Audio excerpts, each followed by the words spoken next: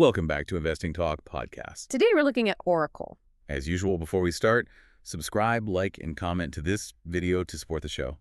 And if there's a specific company you want us to look into, leave it in the comments below. So let's get into the analysis. Let's do it. So Oracle, I think for most people, they're still, a database company. But that's not really the story we're talking about today, is it? Not at all. The story is this massive, massive transformation. It's being driven almost entirely by AI and their cloud infrastructure, or OCI. Okay, so let's unpack that. This pivot from, a legacy provider to a real AI contender. What does the latest data actually say about how it's going? Well, what's really fascinating here is the acceleration. So in the most recent quarter, total revenue grew 14% year over year, which is solid. 14% for a company that size, that's good. It's very good. But here's the kicker. The cloud revenue, which is what we're focused on, that accelerated to 34% growth. 30. And this is the important part. It's up sequentially. It was 28% the prior quarter. So it's not just growing, it's growing faster. Exactly. You just don't see that kind of jump at this scale unless something fundamental is changing. Right. And you mentioned OCI, the Cloud Infrastructure Unit. That's the core AI engine, correct? Okay. How is that specific piece performing? It's the absolute growth driver. OCI is where everything is happening. I mean, we've seen its growth rate potentially hitting over 68% year over year. That's a key effect. It's just staggering. And management has set this extremely aggressive goal.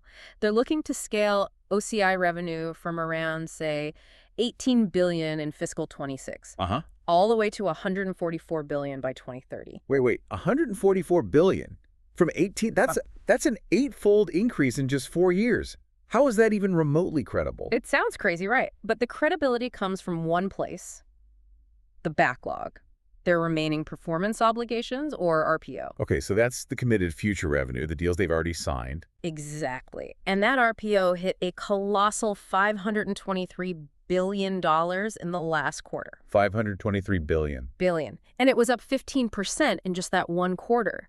These are huge multi-year AI and cloud commitments. We're talking about deals with Meta, with NVIDIA. So that backlog, it basically de-risks the whole expansion. They're building capacity that already has a customer waiting for it. Precisely. It gives them exceptional visibility for years to come. All right, so with that kind of growth, let's talk about the money. The financials must look pretty good. Yeah. Where are the margins at? The core business is still incredibly profitable. Net income margins have expanded to about 25% on a much bigger revenue base. Okay. And non-GAAP EPS grew 54% year over year in that last quarter. That was helped, though, by a big one-time gain. Right, from the Ampere stake sale, the chip designer. That's the one, a $2.7 billion pre-tax gain.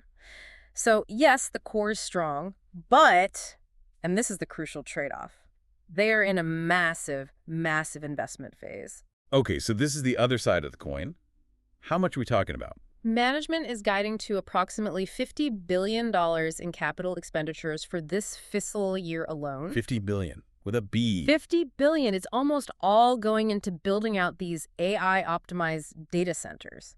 So what does that kind of spending do to, their cash flow, to their debt? It has to show up somewhere. It absolutely does. And this is the main risk. This front-loaded spending, this CapEx supercycle, is expected to push their free cash flow into negative territory in the near term. Negative FCF. That's always a red flag for investors. So how are they funding this build-out? Debt. Some analysts are projecting they'll take on substantial new debt over the next few years to fund it all. But if we connect this back to the big picture, Yeah. The thesis is that this is necessary, right? It's strategic leveraging. That is exactly the bull case. It's a strategic bet. The market views this debt as the fuel for potential 10 times expansion in their cloud revenue. And that $500 billion backlog is the collateral on that bet. You've got it. They're investing heavily now to capture the entire AI market later. Okay, but they are competing with absolute titans here. AWS, Azure. How does Oracle build a wide enough moat to fight them off? So their classic moat, their database leadership, is being extended in a few really clever ways. Go on. First is OCI itself. They've positioned it as a super fast, low-cost AI cloud. That's how they won over customers like OpenAI and xAI. Right. And they've adopted this chip neutrality policy. They buy from NVIDIA, sure, but also from AMD, from Intel. It gives them flexibility. So they aren't locked into one supplier. That's smart. What's the second strategy? This one is, I think, particularly innovative. It's their multi-cloud database strategy. Multi-cloud, what does that mean? Instead of just fighting the other clouds, Oracle is embedding dozens of their own multi-cloud data centers inside AWS, Azure, and Google Cloud. Wait, hold on. They're setting up shop inside their competitors' clouds. Yes, it's like a Trojan horse. They are turning their biggest rivals into distribution partners for their core database product. So a customer can use Azure's tools, but keep their mission-critical database running on Oracle's system, right there inside Azure. Exactly. It solves a huge pain point for customers who don't want to migrate their entire database. That's a genius move. So how is that strategy doing? What do the numbers say? The numbers are staggering. This is the single fastest growing part of their business.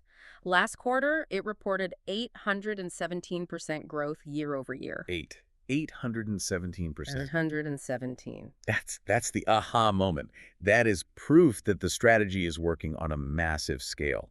You're deepening the lock-in no matter where the customer goes. It's how you defend your turf while expanding at the same time. Okay, so let's bring this to the near term. What should investors be watching for over the next few months? Well, the sentiment right now is really dictated by this tension. You have the strong fundamentals, the huge backlog, but then you have the CapEx jitters, the debt. So what's the next big catalyst that gives us hard data?